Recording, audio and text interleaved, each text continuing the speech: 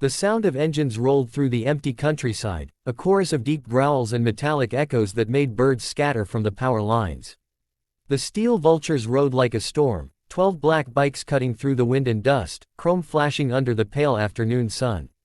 At their front was Jack, Bear, Lawson, a mountain of a man with broad shoulders and eyes that looked carved from stone. His beard fluttered in the wind, streaked with silver, and his cut, the worn leather vest emblazoned with a skull and wings, carried weight wherever he went. They had just left a charity run for children's hospitals, something the club had done for years to prove that not every biker was a criminal. There was laughter still in the air, jokes traded through their comms about cold beer and hot food waiting in town. The day had been long, but good, one of those rare days where the world didn't seem so ugly. Then, out of nowhere, it happened. A small figure burst out from the trees on the right side of the road, running, stumbling, arms waving. Bear's instincts kicked in. He braked hard, tires screeching against gravel. The bikers behind him reacted instantly, their formation breaking as they swerved to avoid the child. When the dust settled, silence fell. Standing in the middle of the road was a little girl, maybe 7 years old, barefoot, her face streaked with tears and dirt. Her pink dress was torn at the hem, one shoulder slipping down her arm. She looked terrified, not the kind of scared a child gets from being lost, but something much deeper, rawer. "Whoa, whoa, easy there, sweetheart," Bear said, voice low and steady as he cut his engine. He swung off his Harley and took a slow step forward, hands open. "You okay? What's going on?" The girl shook her head, gasping for air, her chest heaving. "Please," she cried, voice trembling so hard the word almost broke apart. "Please help my mama. They're beating her. They're hurting my mama." Bear froze mid-step. Behind him, a few of the bikers exchanged uneasy looks. Crow, a lean man with tattoos creeping up his neck, muttered under his breath, "Jesus." Bear crouched down to the girl's level, eyes softening. "Who's hurting her, kiddo?" She looked up at him, eyes wide and wet. "3 men, they came to our trailer. They drink all the time. Mama told them to leave, but they didn't. They started hitting her." Her voice cracked, and she covered her face. "Please, you have to help. They'll kill her." Bear stood, his jaw tightening. The humor from moments ago vanished like smoke.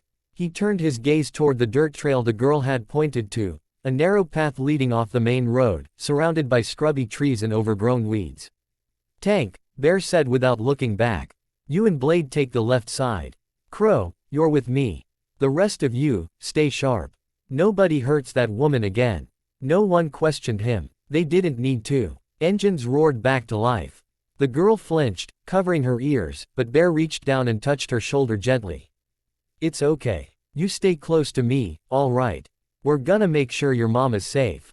She nodded through her tears and ran beside him, her small legs struggling to keep up as they turned down the narrow trail. The sound of engines grew quieter, replaced by something else, shouting. A man's angry voice, then the crash of something breaking. A woman's scream followed, high and desperate. Bear's teeth ground together. "That's enough," he muttered. The bikers didn't slow down. Dust billowed behind them as they reached the clearing, a cluster of run-down trailers sitting on cinder blocks, surrounded by piles of junk and beer bottles. One of the windows was shattered. The noise inside was unmistakable now, blows landing, curses flying. Bear was off his bike before it even stopped. He marched to the door, his boots thudding like thunder on the wooden steps. The girl stayed behind Crow, clutching his arm, eyes wide with terror. Bear didn't knock. He kicked the door open with one swift motion. Inside, chaos froze mid-motion.